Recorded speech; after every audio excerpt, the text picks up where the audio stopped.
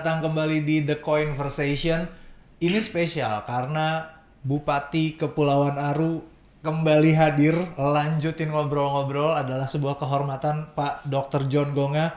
Terima kasih sudah kembali ke The Conversation, Pak. Siap. Rasanya masih ada yang pengen diceritain lagi, Pak ya? Ya tentunya masih banyak episode.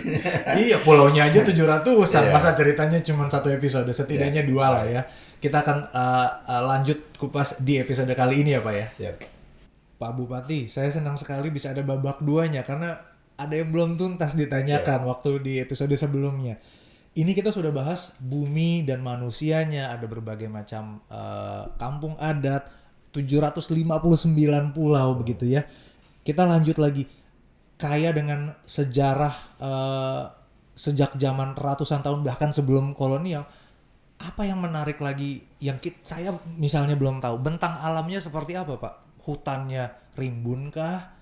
Atau malah ada jenis hutan yang lain di Aru? Ya, jadi tentunya kita lihat Aru ini, kalau kita secara garis pantai kita cukup panjang garis pantai juga.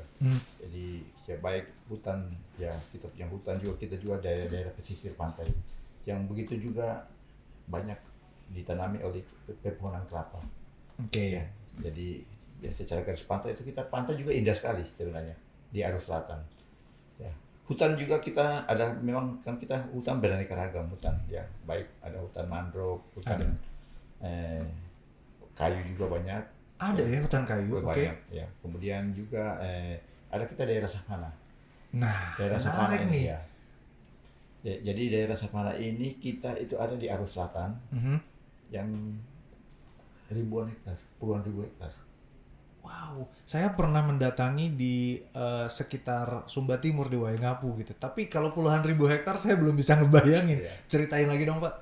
Ini memang seluas itu wilayah savananya, Pak ya? Luar biasa. Saya kalau ke tempat savana itu hati tenang. Biasanya hutan savana ini didaya gunakan juga sama masyarakat nggak? Misalnya ada yang untuk gembalakan ternak gitu? Atau memang hanya dia bentang alam yang terbuka gitu aja, Pak? Memang kalau kita dari garis pantai ya, sampai ke hutan savana itu kurang lebih itu 30 kilo lebih. Wow. 30 kilo lebih baru kita sampai ke lokasinya itu.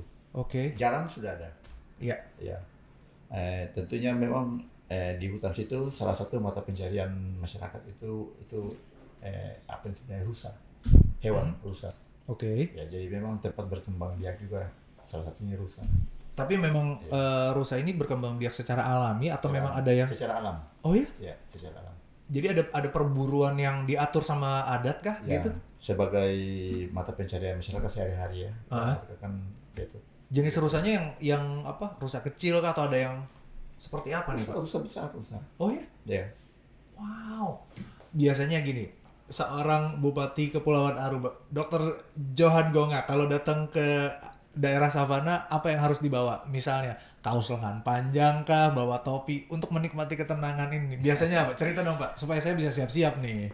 Apa yang harus dibawa? Kacamata hitam kah karena panas gitu misalnya? Ya, biasa-biasa aja lah. Ya. Ya Bapak kan asli. Kalau buat turis-turis yang datang yang buat menjaga-jaga, paling panas tidak, nggak sih? Sebenarnya cuaca di sana cukup sejuk juga ya. Oke. Memang mataharinya Dekat. terik mataharinya ya, tetapi cuacanya itu sejuk juga sebenarnya. Oke. Ya. Tapi mungkin topi gitu ya siap Ya. dibawa juga ya. Siap. Aktivitasnya apa aja, Pak, biasanya? Ada bawa kursi kah, menikmati pemandangan? Cerita dong. Saya pengen ngebayangin apakah misalnya baca buku gitu. Apa yang enak Memang di di sana belum dikelola ya, masih alam, masih betul-betul alam masih. Jadi kita kan sana kan kita cuma sebatas dengan jalan di hutan ya hutan. Ya kita sambil memandang aja. Bisa berapa lama, Pak, kalau lagi senang saya mau ke savana dulu? Pokoknya menikmati lah. Sampai di Sepanjang kota jalan ya, sepanjang perjalanan kita itu bisa 1 jam lebih, 2 jam itu bisa. savana terus. Aja. Ya. Wow. Wah, Kita kalau nonton apa Teletubbies, Oke. film Teletubbies seperti begitu, Teletubbies. Saya cuma bisa ngebayangin karena belum pernah lihat 1 jam perjalanan yang kita lihat di kiri tuh terbentangan luas savana tuh luar biasa sih pasti. Selain rusa pastinya juga kan ada Ada ekosistem yang terjadi. Ada burung-burung juga dong ya Pak kalau di Di daerah sana ya ada banyak burung juga. aha. Ya tentunya ada salah satunya kakatua juga daerah sana. Iya, Kakatua. ini tadi apa namanya? Saya sempat catat dari episode yang lalu ada burung cendrawasih tadi. Ada upaya yang dilakukan kah misalnya untuk meningkatkan kunjungan atau turisme atau wisatawan? Jadi memang karena kita Aru cukup luas ya. Jadi Iya. memang tidak semua lokasi ya. Itu kan ada burung cendrawasih. Dia ada tempat yang berbeda-beda. Di beberapa pulau tertentu Pak. Iya, jadi di secara geografis itu di pulau dia banyak kan di Aru Tengah. Aru Tengah. Aru Oke. Tengah ya. Jadi burung cendrawasih itu banyak terdapat tuh di salah satunya desa Lorang. Mhm. Kemudian ada lagi di daerah dekat Mesiam itu dia juga sebagai Baun, Pulau Baun. Pulau Baun ini kan pulau yang sudah yang itu pulau yang dilindungi itu. Oke. Ya, hutan dilindungi itu. Hutan dilindungi di pulau itu. Ya, Pulau Baun itu. Nah, itu kan juga banyak cendrawasih di sana. Dan Hmm. salah satu juga di Aru Tengah itu Wakua. Wah kuah. Ya, desa Wakua. Nah, di desa Wakua sendiri ini ada turis dari Swiss. Mhm. Ya, turis dari Swiss itu dia pernah bangun homestay di sana. Oke. Ya, bangun homestay di sana nanti bulan-bulan tertentu ya ada beberapa turis dari Swiss datang nginap di desa Wakua sambil menikmati burung cendrawasih lagi menari. Bird watching, tarian, karena burung cendrawasih kalau secara literatur bahasa asing disebutnya birds of paradise kan Pak ya. Siap. Jadi dari Swiss yang dingin jauh-jauh datang untuk cari hangat, cari keindahan alam, udah sampai ke Kepulauan Aru. Sudah sampai. Saya kok sangat terganggu ya sama fakta itu. Saya aja belum berangkat ke sana. Ya. Oke, berarti ada ekosistem, ada habitat yang subur karena katanya kalau ada banyak burung di sebuah daerah berarti kualitas udara juga baik. Siap. Ya Pak Bob ya, benar ya. Ya. Dan ada burung kakatua, ada cendrawasih tadi, birds of paradise tadi. Sudah ada kawasan atau situs wisata tertentu yang memang sering jadi tujuan nggak Pak selain Wakua tadi? Memang ada juga beberapa desa ya. Hmm. Jadi beberapa desa, beberapa pulau juga ada yang menjadi biasanya kunjungan daripada ya orang-orang dari luar ini, turis dari luar tuh. Selain desa Wakua juga Lorang, kemudian ada satu pulau yang memang selama ini ya orang mungkin belum pernah dengar, namanya Pulau Eno Karang. Oke, ini berapa jauh dari Dobo Pak? Kalau kita dari Dobo naik speed ya. Boleh. Kalau naik speed Saya nggak tahu soalnya, jadi saya ikut aja Pak kita Bupati. naik speed itu sekitar bisa 6-7 jam. Naik speed. Tunggu. 6-7 jam naik Naik speedboat. speed. Ya. Itu kecepatan tinggi berarti Kecepatan kan. sekitar ya 25 knot lah. 25 knot itu aja 6 sampai 7 jam. jam. Ya. Wow. Kalau naik kapal biasa dengan kecepatan cuma 6 knot itu ya 24 jam tentunya. Besoknya baru Besoknya sampai. baru sampai. Oke. Ya. Jadi Pulau Eno Karang ini termasuk pulau-pulau terluar. Baik. Ya. Ini tempat juga berkembang biak ini penyu. Oh, oke. Jadi tempat bertelurnya penyu. Iya. Ya. Belum ada terbangun upaya konservasi yang lebih serius, tapi ini lokasinya ternyata. Lokasinya. Karena penyu konon kabarnya juga memilih ya Pak ya. Hewan-hewan ini kan mereka memilih Memilih tempat tempat ya. untuk bertelur atau berkembang biak Ya. gitu ya. Pak Bub udah pernah lihat nih kawasan ini? Saya sudah ya bertujuh sekali lah. Baru sekali, tapi belum pas lagi musim telur gitu-gitu ya. Dia kan jadi kalau malam hari itu Mhm. penyu tuh mendarat Iya. ke darat. Naik ya Naik dari ke- laut, ya, oke. dari laut. Dan dia bertelur di situ. Wow, ada desa juga yang terdekat dengan kawasan ini Pak di sana di Eno Karang. Memang dia kan pulau kosong ya. Jadi pulau tidak berpenghuni ya. Berarti mereka satwa-satwa ini memang memilih karena semakin ngerasa aman mungkin ya Aman, Pak. ya. Wow. Dia pulau tidak berpenghuni dia. Iya. Dan dia termasuk pulau-pulau terluar. Betul. Ya. Kalau kita pakai speedboat berarti ada dermaga permanen kah untuk bisa sandar atau kapal biasanya gimana Pak? Memang itu dermaga Memang belum belum? ada ya. Wow. Jadi kita langsung aja ke darat. Langsung turun aja.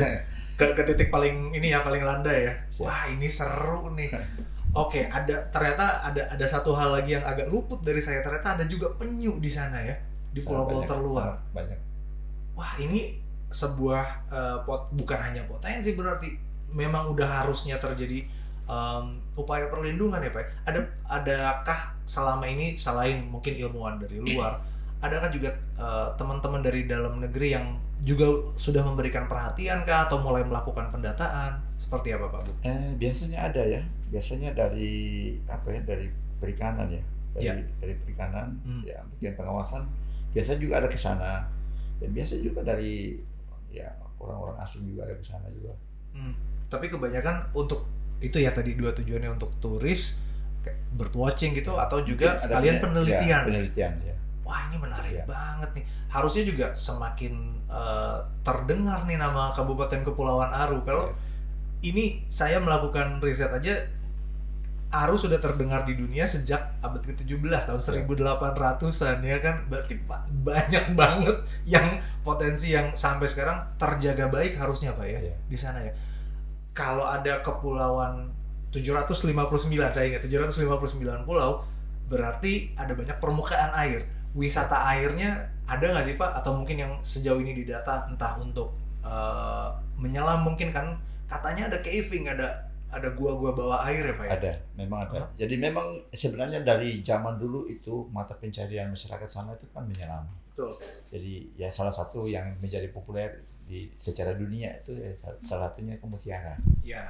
Jadi mutiara secara alam yaitu di Aru. Itu. Tetapi perkembangan zaman ya sekarang kan sudah orang kan pakai dengan teknologi ya. Jadi dulu zaman-zaman dulu orang menyelam itu kan tanpa pakai alat. Tunggu. Ini berarti ada banyak ahli selam di Aru, nggak usah pakai alat-alat oksigen? Mereka Oh, mampu. Ya, mereka mampu. Wow. Saya dari tadi mikirin ada penyelaman, mungkin ada tabung atau apa. Enggak Pak ya? Iya. Tradisional sekali. Tradisional. Memang sekarang kan sudah banyak pakai alat ya, sudah banyak pakai alat. Jadi kan karena mereka kan lebih ke laut ya. Iya. Ya. Kemudian juga kan situs-situs goa juga kan banyak, goa-goa kan banyak juga di dasar-dasar laut. Ya. Nah itu memang perlu juga lakukan. Kalau kita tanya orang-orang yang menyelam, ya banyak itu goa-goa di Aru, sangat banyak. Wow. Ya. Tapi belum terdokumentasi dengan lebih mendalam mungkin Iya, itu ya Pak ya? karena ya selama ini kan belum ada penelitian ya, Iya. belum ada apa ya yang ekspos ya. Kita perlu lakukan eksposnya itu. Wow, menarik nih. Kita juga terumbu karang juga cukup banyak. Ya. Pasti.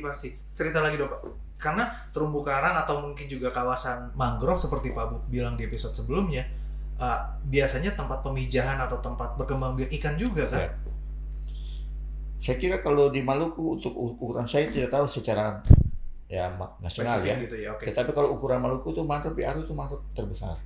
Wow. Mangrove di Aru itu ada 1000 hektar lebih. Karena itu perikanannya Ya. juga maju ya, subur gitu ya Pak ya. Oke. 1200 atau 1600 kalau nggak salah. 1600 hektar sekian mangrove yang ada di Kepulauan Aru Kepulauan dan Aru. masih dalam situasi paling alaminya sampai saat ini juga ya kan, karena terbukti ada penyu, ada burung-burung gitu. Kita sebenarnya kita berapa 120.000 ya, 150 ya, ya udah 150.000 ya. ya. Untuk kita di Aru mangrove sendiri itu ada kurang lebih itu 150.000 hektar. Wow, pasti bukan hanya mangrove sendiri, karena waktu ekosistemnya subur tadi itu dia perikanannya maju ya kan, satwa-satwanya juga bisa berkembang dengan sehat Pak ya. Siap. Ini apakah juga terwariskan atau lintas generasi yang ada, anak-anak sekolah di sana, mereka juga kedekatannya itu juga terbangun dengan alam? Apakah ada misalnya ada kurikulum kah atau ada kebiasaan untuk melestarikan gitu, seperti apa sih Pak? Memang ya karena daerah kita kan daerah rawa ya, daerah rawa, jadi dan sininya kan hutan kita juga kan ya asli yang bertumbuh banyak kan hutan mangrove ya, pohon mangrove. Ya memang salah satu fungsi juga daripada di pendidikan terkait dengan penelitian mangrove yang ada di Aru. Ini kita juga beraneka ragam juga. Ada berapa spesies? Kurang lebih 20 spesies lebih itu yang ada. Ya. 20 spesies lebih di sana. Oke. Jadi sudah dilakukan penelitian juga. Kemudian juga memang salah satunya buahnya itu juga dimakan juga untuk. Jadi masyarakat kita sendiri ambil buah mangrove juga untuk makan. Ini saya baru dengar. Selama ini saya pikir pohon buahnya. Buahnya juga ada. Diolah jadi apa? Diolah jadi bisa jadi ya itu snack kue. Serius Pak, ini kayak seperti buah biasa bisa dimakan atau diolah jadi kue? Iya, diolah jadi kue. Ada namanya nggak atau hanya disebut kue mangrove gitu misalnya? Di sana bilangnya kue itu kue tongki. Kue tongki. Ya. Jadi kalau saya jadi ke sana, saya mau cari kue tongki, dijamin itu dari buah Ada. mangrove Pak ya? Mangrove, Bukan durian gitu ya, bukan. Dan buah ini kan dia kan mengandung antioksidan ya. Mhm. Nah ini sisi dokternya nih yang ngomong nih. Emang sudah ada informasi nutrisinya memang tentang buah mangrove ini Pak ya? Siap. Wow, menarik. Bapak Dr. Johan Gonga, Bupati Kabupaten Kepulauan Aru, terima kasih sudah hadir di The Conversation. Saya percaya baik diri saya sendiri maupun banyak penonton semakin ingin tahu lebih banyak, semakin ingin kenal atau syukur-syukur suatu saat semakin ingin hadir ke Kepulauan Aru. Ada pesankah dari Kepulauan Aru yang ingin disampaikan untuk Indonesia atau untuk dunia, Pak Bupati? Ya, baik, terima kasih. Ya, tentunya keinginan kami ini ingin memperkenalkan Aru di baik secara tingkat nasional maupun sampai ke dunia. Ya mungkin selama ini orang tidak mengenal kita tentang Aru. Ya, tentunya kita lihat ya keanekaragaman kita baik ya hasil perikanan baik secara satwa. Yaitu kita di Aru itu sebenarnya kita sangat beraneka ragam, sangat luar biasa. Ya, contoh kita satwa aja, ada burung cendrawasih, ada burung kakatua, burung nuri, burung kakatua raja. Ya di tempat lain itu tidak ada. Di kita itu Aru itu ya, habitat mereka. Ya, begitu juga hasil perikanan kita. Ya mungkin di Indonesia sendiri ya sehari-hari masyarakat makan ikan tuh mungkin sebagian besar makan dari hasilnya dari Aru. Menarik. Iya. Ya, salah satunya contoh kita ikan kakap, ya kakap putih, kakap merah. Itu semua tuh rata-rata itu dari Aru. Ya, kemudian ikan kerapu, itu kita semua produksi dari Aru. Ya, aneka ragam ikan juga ada di sana. Ikan tongkol macam-macam. Begitu juga hasil teripang, ya hasil laut, ya teripang, udang, ya banyak kan dari Aru. Ya, dari Maluku sendiri kita produksi ikan aja, ya data yang kita punya itu 1 tahun itu sekitar bisa sampai dengan 80-90 ribu ton. Wow. Ikan yang keluar dari Kepulauan Aru. Karena itu apa message utama atau pesan yang ingin disampaikan Kabupaten Aru untuk Indonesia atau dunia? Paling tidak Aru menjadi perhatian dari kita sendiri ya, dari Indonesia sendiri ya terlebih dari pusat ya, terkait juga dengan pembangunan infrastruktur. Ya, yaitu salah satunya mungkin Lin bisa juga di Aru, bisa karena kita memang pusat ya. Kalau kita berbicara lumbung ikan ya kita di Aru. Lumbung ikan ya, kita di Aru. Iya. Aru siap menjadi lumbung ikan Indonesia tentunya. Terima kasih sekali lagi sudah hadir di The Conversation. Semoga di kesempatan berikut ketemunya bukan situasi seperti ini tapi saya hadir ke Dobo. Siap. Terima kasih Pak Bupati. Jangan lupa untuk like, komen, dan subscribe, nyalakan notifikasinya untuk episode-episode mendatang The Conversation. Dadah.